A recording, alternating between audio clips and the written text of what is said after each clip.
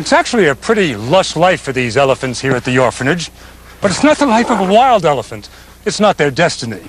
So like any good school, this place prepares its students to leave, to get ready for life in the real world, to go back to the wild from whence they came. But not right away. You don't go straight from a nursery to the jungle. You need more schooling first. Therefore, the Trust runs a sort of junior high school. It's a long day's drive away in Tsavo National Park, the biggest park in Kenya. Here there's a lot less supervision and a lot less milk. The elephants find most of their food themselves. There's no longer any concern about their survival. They are healthy and strong now.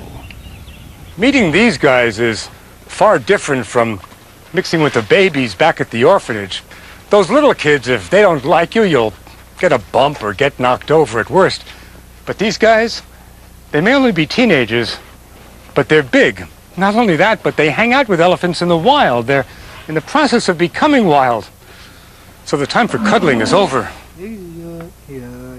And one day, each elephant just wanders off into the wild and stays there. It's not at the prompting of anyone in the orphanage. There's no graduation ceremony. It's whenever an elephant feels that he is ready to go back where he belongs. Back at the nursery, Ndololo, the little blind boy, is doing well and is being taught to follow the sound of a stick that's banged on the ground by a seeing eye man. He's getting spoiled rotten. He gets more than just dust to protect his ears from the sun. He gets sunscreen. Today, he's on the way to his 10:45 appointment with his ophthalmologist. And there is wonderful news. Oh, it's just like a thin sort of curtain. It's a thin veil now, which is a huge difference. Ndololo is getting some sight back. And it Yes. could get even better. Definitely, yeah. But the doctor has another call to make. One of the elephants is not doing well at all. He's been on antibiotics for 2 days now, but he can barely breathe. All this froth that's coming out of his trunk has got to be pulmonary edema. His room looks like an intensive care unit.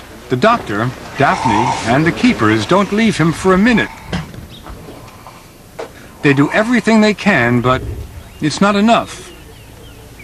By dawn, he is dead. How do you manage going through this all the time? Well, you don't have much option, do you? There's another one to look after, and then another one coming, and, you know, you just have to turn the page. And you get attached But I'm not very good at it. And you're not going to get any better, are you? No. Not after 50 years. But then you go and you hang out with the orphans who are doing so well, and it brings joy to your life. Absolutely. What brings particular joy to Daphne is that many of those who made it through nursery, who made it through junior high school, and who've gone back to the wild, come back to visit. Just listen to the greeting offered an alumna.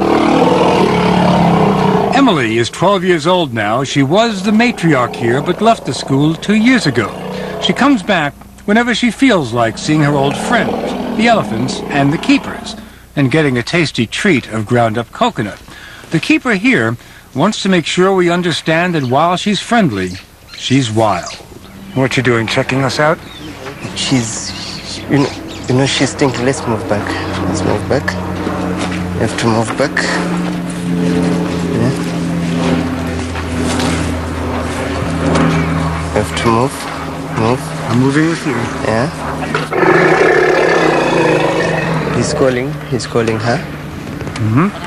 And we kept moving until Emily let us know that she was ready to take a meeting.